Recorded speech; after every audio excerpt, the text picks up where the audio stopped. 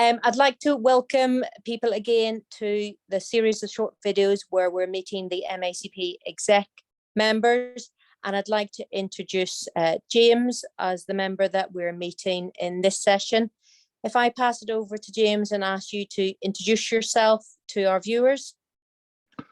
Hi, my name's James. I'm a physiotherapist working in North Devon. I've been a physiotherapist for just over 20 years. In my current post, I'm an MSK consultant, which involves several strings. I oversee the MSK pathway within North Devon. I'm also involved with the integrated care system of North Devon, looking at managing pathways across the system. I also am involved with FCP training as the portfolio route and with the HEI route with Plymouth University, and I'm currently undertaking my professional doctorate at Keele University. Very busy. Very busy. But enjoy it all. So it's just a quick question about kind of on your journey, your MSK journey. Why did you decide to become an MACP member?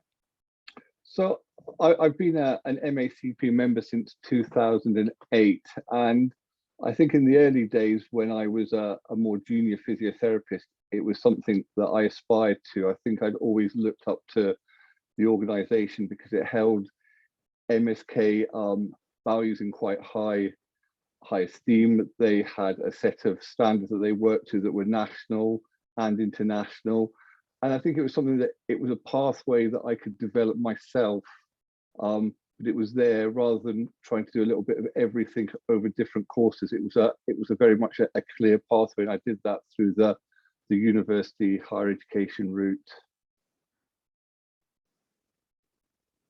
So obviously you've been a member for some time now.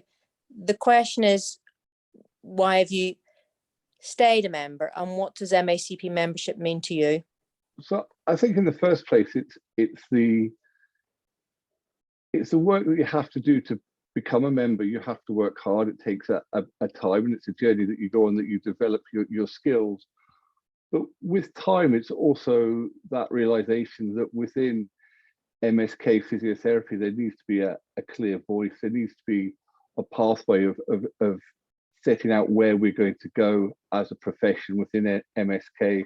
And that's why I feel that the MACP is a really good organisation to be a part of, because it gives a lot of clarity, whether it's through education, through research.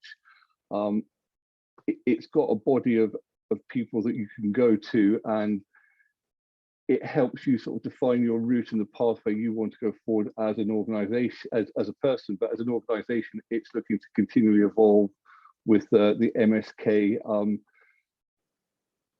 landscape at the present time. So you've recently joined the exec as our professional engagement representative, working across with members of the MSK partnership. So in your role, where do you feel your role is going, and what's your aim and vision for your role going forwards?